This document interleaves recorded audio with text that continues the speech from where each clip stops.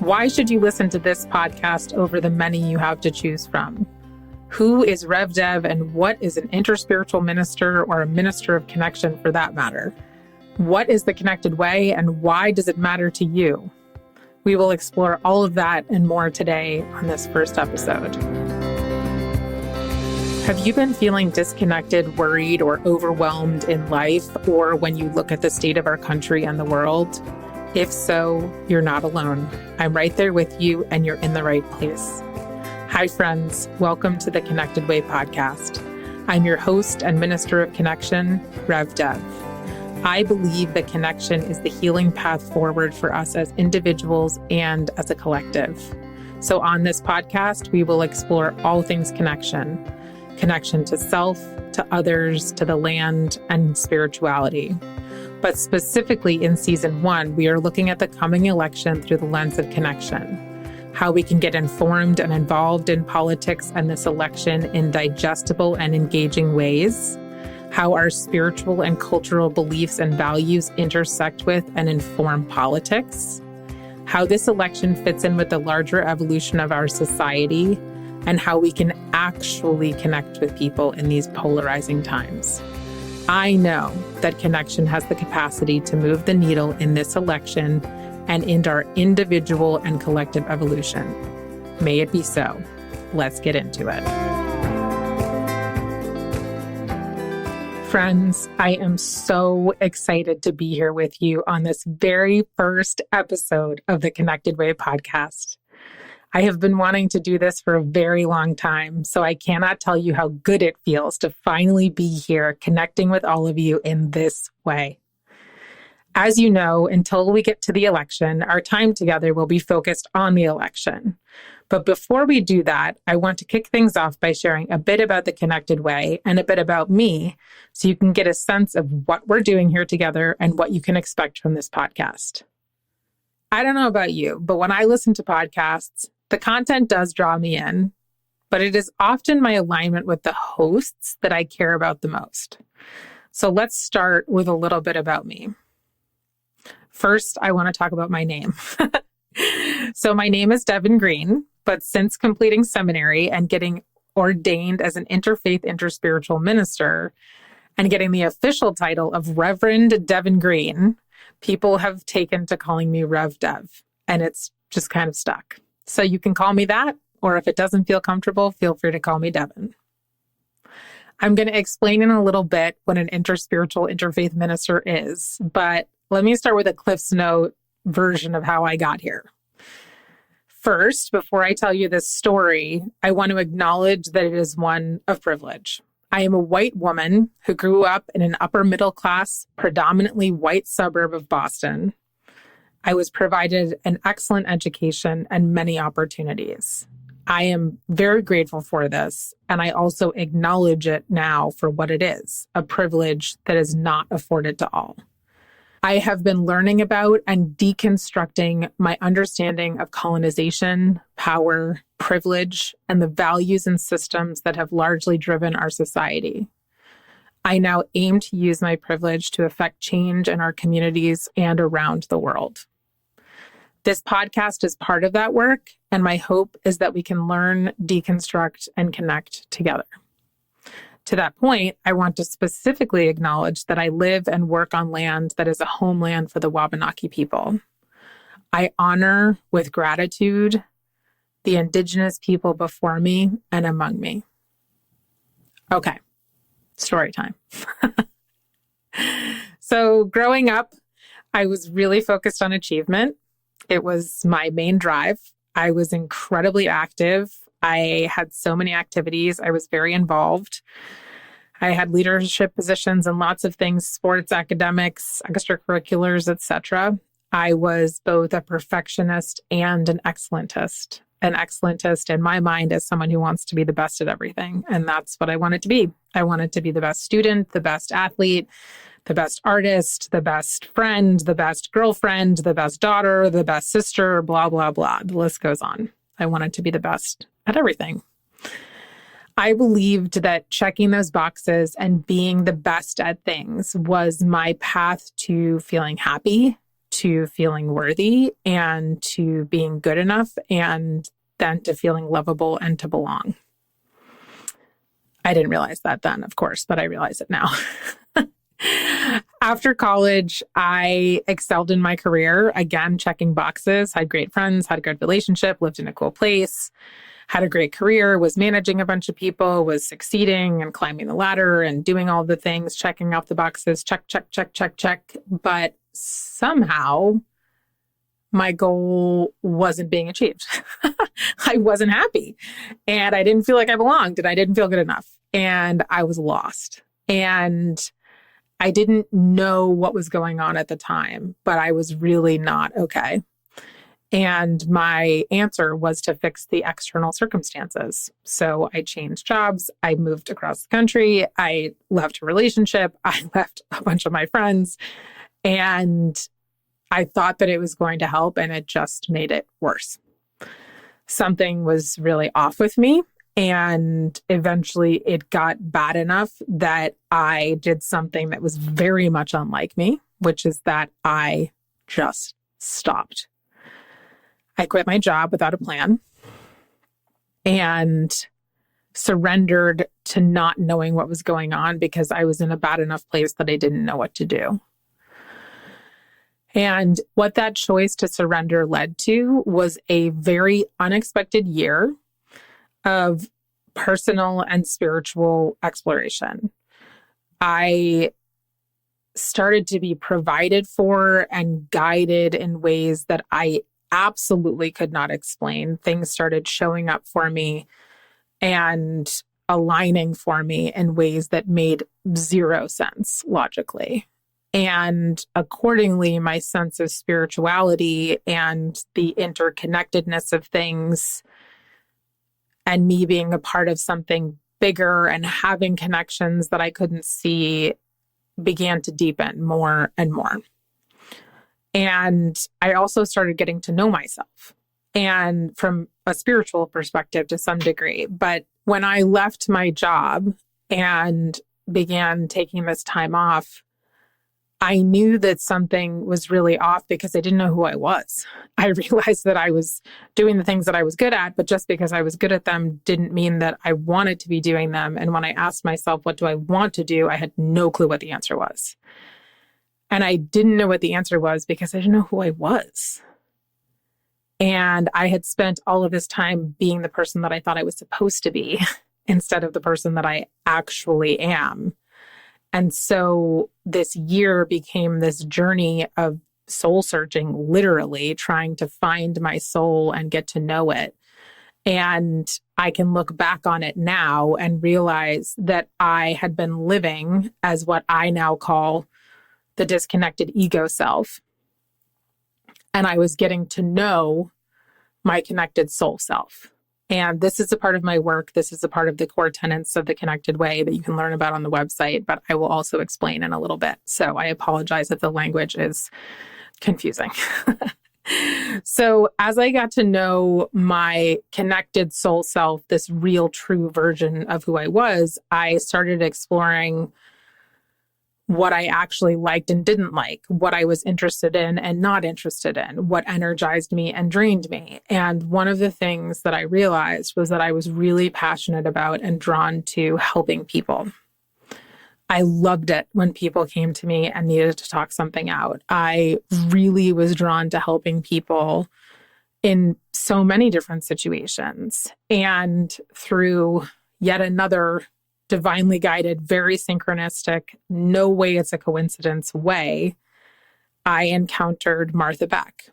I actually met her and learned about her work in person very unexpectedly. And her work aligned so deeply with what I was experiencing and the way that she coached people. She's a life coach. The way that she coached people really aligned with the way that I talked to people and how I helped them. And so very unexpectedly, I later ended up becoming a Martha Beck coach. And that began the sort of next phase of my evolution. I had gone through so much change in that 1 year. I then became a coach. I took a leap to starting a full-time coaching and consulting business, and I moved to Maine.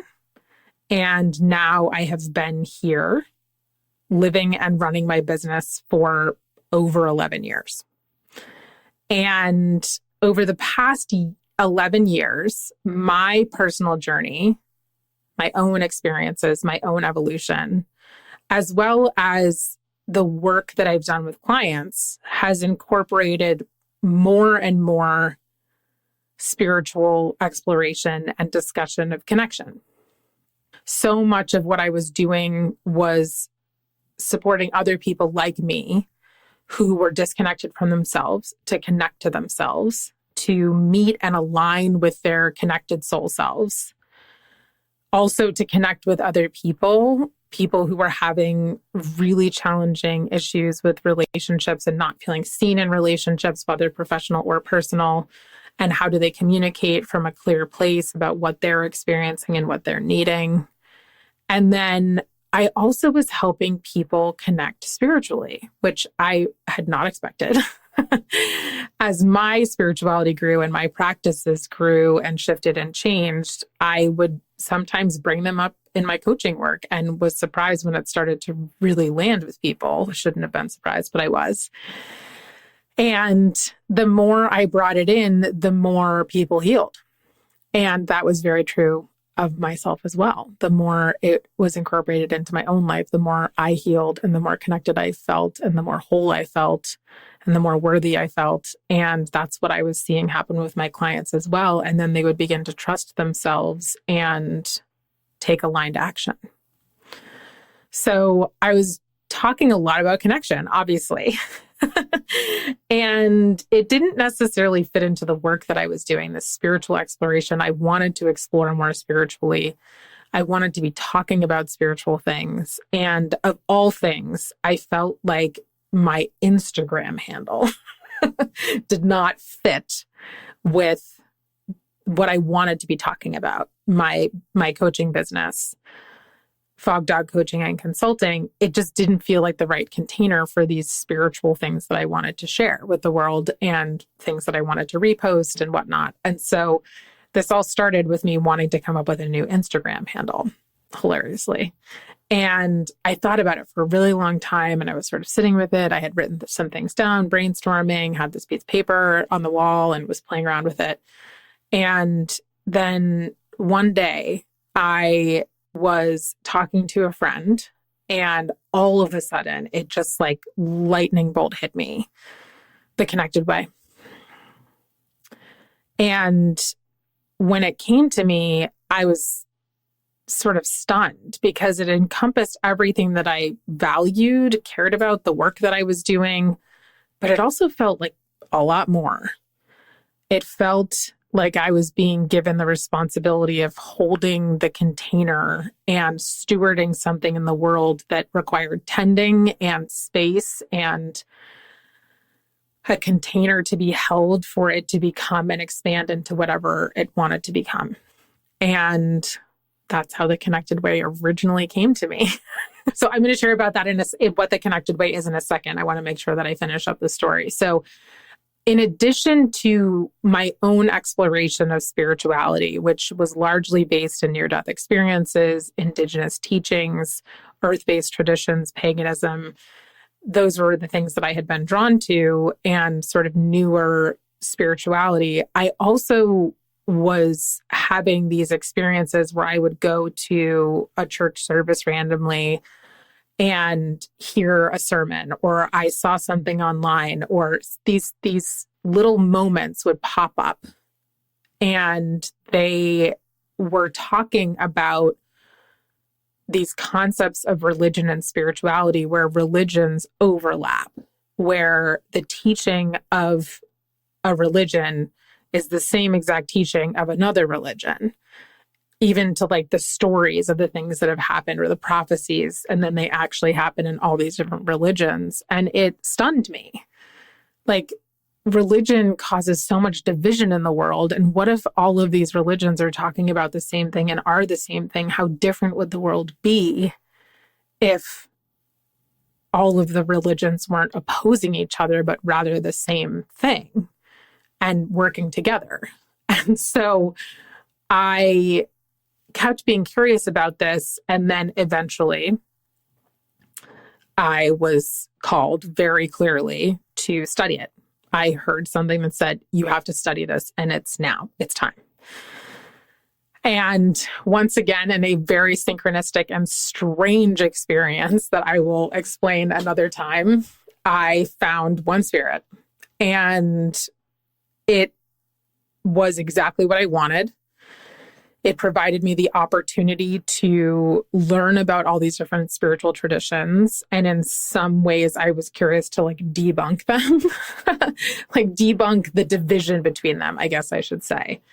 And that's what I learned. I learned about the different faith traditions and the value of the different traditions and the richness of the different traditions and their teachings, their core spiritual teachings.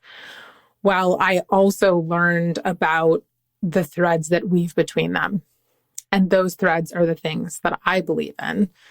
And I believe in the value of different traditions bringing richness to the overall whole, but the overall whole is the same thing. And so I became an ordained interfaith, interspiritual minister. So that's a big title, right? So what does that mean? So I usually call myself an interspiritual minister because I really resonate with interspirituality. But I sometimes also call myself a minister for the spiritual, but not religious, because that's where I sort of live more in myself, is exploring spirituality. And I believe that spirituality is experienced and not understood, and that religion is the attempt to explain the unexplainable. And so I like to live in the fact that I don't know. So I play around with spirituality.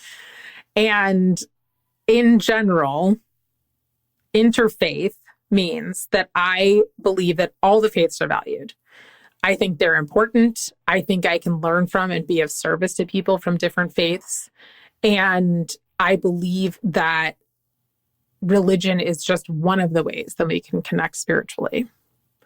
Interspiritual, as I mentioned, is where I identify most, because it's the belief that all the faiths are talking about the same thing. And in the end, they believe in a connection to source, in oneness, in the fact that we are all interconnected. And interspirituality is the idea that they're talking about the same thing in different languages. And I want to explain a few of the things that I believe personally. And there's a longer list of this on the website if you want to check it out. But I think it helps you to understand, as a non-traditional minister and a minister of connection, if you will, what do I believe? Because you're going to go along on this journey with me. So here are a couple of the things that I believe. I believe that we are connected to a spiritual energy source that emanates unconditional love stronger than anything that we could ever imagine or comprehend in this life. And that it is our purpose to remember and open up to that truth that we are innately and inherently connected and loved, and then to emanate that connection and love out into the world.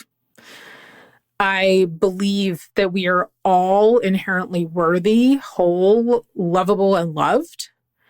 And specifically, that any spiritual teaching that is harmful, exclusionary, or based in a requirement that someone needs to be a certain way or do a certain thing, or specifically to not be a certain way or not do a certain thing, anything of that realm where someone needs to be saved or accepted, they have to be or do a certain thing, or not do or not be a certain thing, is not spiritual truth. I do not think that is true. And I don't think that anybody needs to be saved. And I believe that those teachings are human influence superimposed onto spiritual teachings. That's a big one. I also believe that spiritual truth is experienced rather than understood. And it also can't be learned or taught. It is our personal experiences of seeing, hearing, and sensing or feeling or knowing or connecting with and being guided by something outside of ourselves that is what allows us to find spiritual connection. And like I said, there's a list on the website. That's just kind of a sampling of a few of the things that I believe. But I believe in connection. I believe in connection to one another. I believe in connection to something much greater than us. I believe that we are all connected to everything that is, including the things that we cannot see. And I believe that we are meant to live in connection with one another. So, what does it mean that I'm a minister? Because that word can be activating for some people. And so I want to be really clear. I am a non-traditional minister. During seminary, one of my favorite teachers shared that our job description is to love. And because I believe that spirituality is an experience of love, I agree with that by being spiritually of service, I am loving. And by loving, I am being spiritually of service. And when I was ordained, the vow that came to me after months of discernment, which is part of the process of getting ordained, was the vow that I be an instrument of love and connection in the world, always. And my hope is that I continue to do that. And perhaps even this podcast is a part of that ministry. As you can see from my backstory and explaining ministry and all these things, I have a lot of trainings. I have a lot of titles. I'm an interfaith, interspiritual minister. I'm an intuitive coach. I'm a communications consultant. I'm also a transformative mediator. I'm a community builder and more. But everything that I do leads back to connection. It's helping people connect to their soul selves, their inner knowledge. It's helping people connect with and live from the truth that they are connected to everything and that they are not alone. It's helping people to connect with their own experience and version and brand of spirituality and divinity, whatever that looks like, and helping people to connect with one another to heal and strengthen their authentic relationships. So that's why I call myself a minister of connection, or sometimes even just a connector. It's funny, a long time ago, probably 10 years ago, I was at a conference and I was in a workshop where we were talking about utilizing our greatest strengths. And I remember specifically writing down connector. And at the time, I was thinking about how I'm a connector that helps people connect with one another. And I love meeting people and having a big network of people that I can connect to each other. And I remember thinking, gosh, it'd be so amazing if I could just get paid to be a connector. And here I am, now a minister of connection. So you might be wondering what it means and what it looks like for me to be a minister of connection, given that this is a non-traditional ministry. I do not have a church or a congregation. And I am not your average minister. So in practice, what this means is that I offer a number of different services and ways to help people connect. So first, I love supporting people moving through big life transitions. And what that means is that I offer spiritual counseling and support along with custom rituals that I design. And I love doing that when it is called for and when it feels appropriate for people. So I help people locally here in Portland, and actually not here in Portland. I can do this remotely as well sometimes, depending on the situation. I help people who are getting married, who are getting divorced. I help people who are having babies and also people who have experienced a miscarriage or an abortion. I help people who are dealing with a really difficult diagnosis or who are moving through a big family transition or who are making big changes in their life, like moves or job changes, anything like that. And then, of course, end of life. And I love holding space for people moving through these transitions. In our culture, we tend to plow through things and not honor really important parts of our lives. Coming of age, menopause, different things that we move through, we do not honor. And all of these transitions, I believe, deserve our attention. And I believe that we deserve our own attention and attention to one another in these times of transition, because that helps us to feel whole and seen in these big moments in our lives. So that's one part of what I do. I also provide one-on-one support, and that is in the form of soul support sessions, which are 90-minute sessions that people can sign up for anytime with me that allow them to work through anything they're moving through and to reconnect with their aligned self and get some intuitive guidance as well. And then I also do spiritual coaching work, which is more longer term, where I'm acting as a spiritual counselor and helping people to live from connection and move through things that they're moving through in life. So I love doing that as well. And then I also work with couples and families and groups of people who are dealing with conflict or challenges. And I provide sort of a mix of relationship coaching and transformative mediation to help people feel recognized, acknowledged, and understood in conflict so that conflict can be resolved or at least move forward in a positive direction. And I'm really passionate about that work as well. So on a larger scale, I design and lead group workshops and gatherings. So those are often things that I provide myself as a leader. And those are always about helping to be more intentional and connect with themselves and other people. And you can learn more about those on my website. If you sign up for the newsletter, you'll get updates.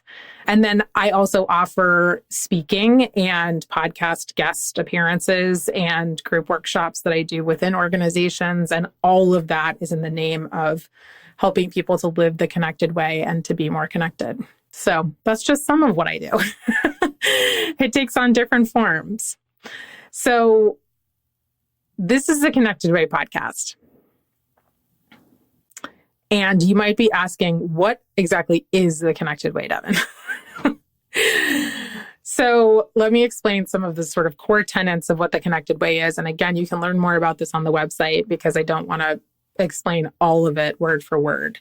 But there are some key tenets that I think are important for you to understand as we move through this podcast, because everything is about exploring connection. So I believe that connection is what matters in life. It is the way that we are meant to be living day to day. And I think it's also the purpose of life. This comes from years of personal experience, witnessing clients, learning about other people's personal experiences, and from studying a lot of spiritual traditions and teachings. We are all connected beings, and we are meant to be having a connected experience. But that's not really happening right now. So we're struggling. We're really struggling. We are living in very challenging times. We're dealing with global warming, extreme division and hatred, genocide, war, loss of trust in the government and media, and broken systems, mental health and addiction epidemics, loneliness, hopelessness, fear, and the list goes on. And I believe that the root of all of this suffering and conflict is disconnection. And that disconnection occurs on 4 levels. It occurs in ourselves. We're disconnected from ourselves. We're disconnected from source and from spirituality. We are disconnected from the land and from all that is, and the fact that we are all connected and all part of one big system. And we're disconnected from one another. We are living in an age of rampant disconnection, and it's destroying us. So I believe that connection and the connected way is the healing path forward, or at least a healing path forward. So the connected way is both an individual way of life and a collective movement. So as a movement, if you will, societally and politically, I believe that we need to shift away from individualism and towards collectivism. That we are meant to be living as connected beings, taking care of the whole of the system and all of its parts, living in reciprocity with all beings, including the earth herself. And as a people, we are meant to be choosing the collective over individual gain.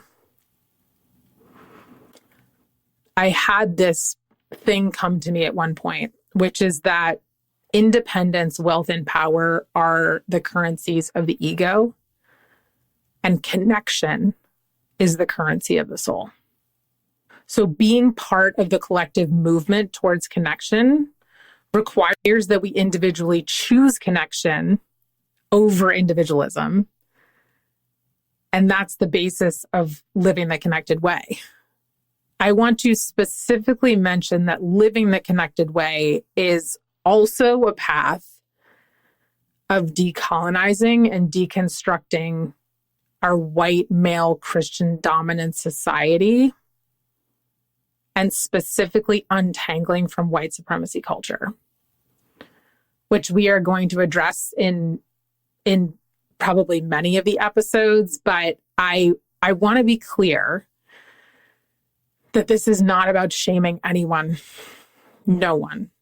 Rather, it's about learning and growing as individuals and as a system so that we can dismantle the systems that promote disconnection and to raise up the systems and the people that promote connection. And this is a journey. It's a journey that we are on, and especially as white people, we are on. And I am learning and growing, and I'm just inviting you along for the journey. So I don't want you to be overwhelmed by this. And I think it's important that we have these conversations and continue to learn and grow. So that's the collective. On an individual level, there is no right way to live the connected way. It is a practice that's unique to every individual. And really, it's about reorienting and moving towards connection.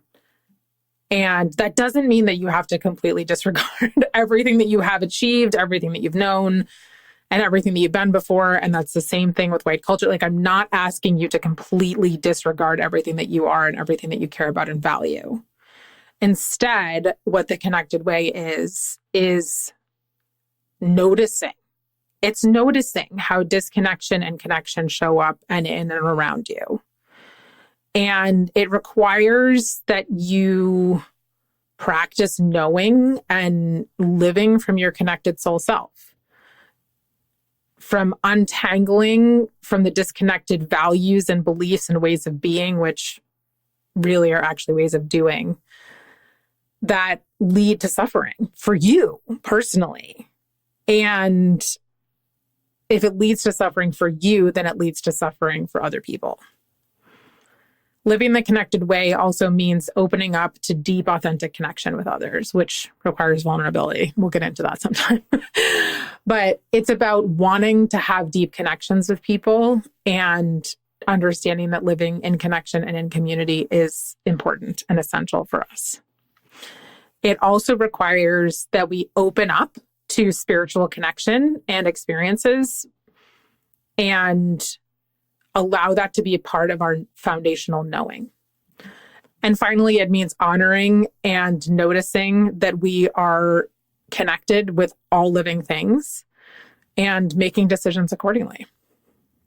So at the most basic level, living the connected way is a choice. It's a choice of choosing connection over disconnection again and again. And I believe that it is both our responsibility and our birthright to live the connected way, which I think is the antidote to the suffering of disconnection that we have been experiencing in our lives.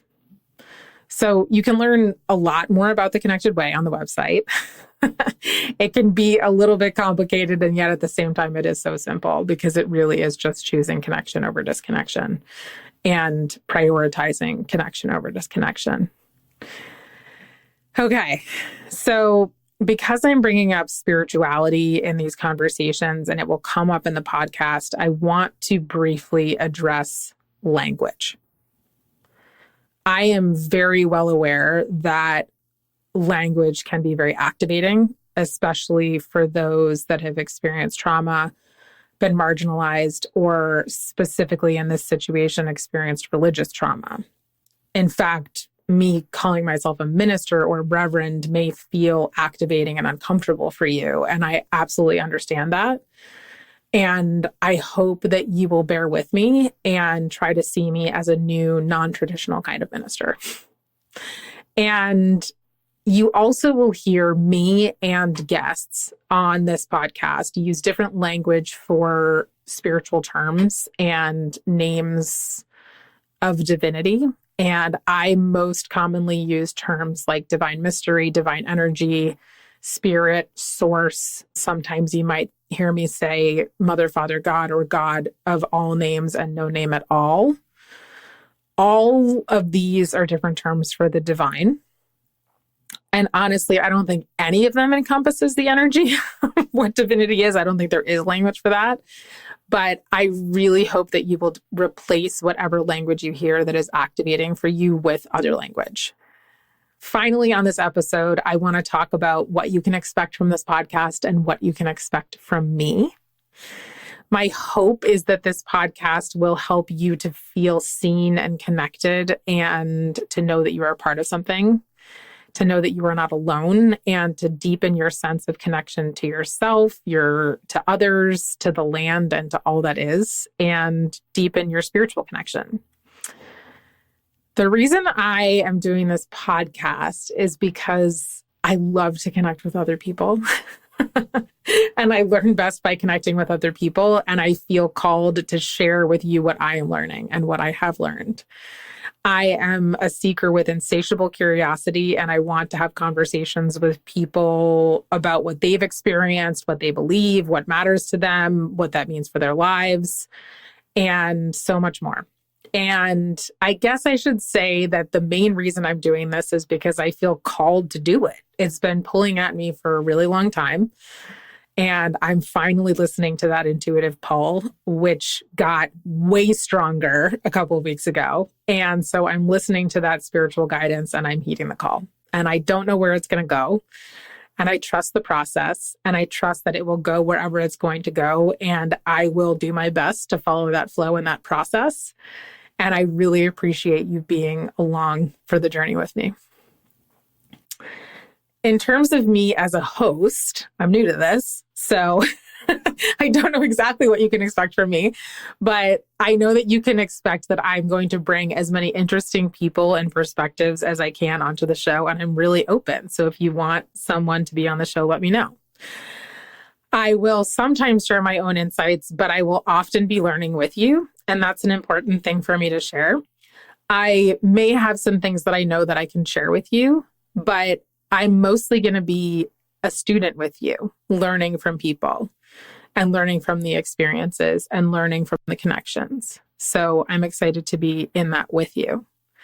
And as a person, as a host, doing interviews and having conversations with people, here are some of the things that I can tell you about myself. I'm curious and I'm direct. So I tend to ask lots of questions and I tend to ask big questions. I am a sensitive person who is intuitive sometimes and also compassionate as much as possible. I am open and I value vulnerability big time. And I know that vulnerability is what leads to connection. And so my hope is that I can help you to feel more comfortable being vulnerable as well and create more connection in your life. And then finally, I'm not perfect. And this podcast will not be either. Despite what my inner perfectionist wants, I need to just jump in and let this happen and let it flow. And it's not going to be perfect. So sometimes I'm going to say the wrong thing. And that's part of the journey. And it's part of the journey for me to allow myself to be imperfect. So thanks for the grace in that as well. Okay, friends. I am so excited that you're joining me for this ride, and I cannot wait to see where it goes, where it takes us.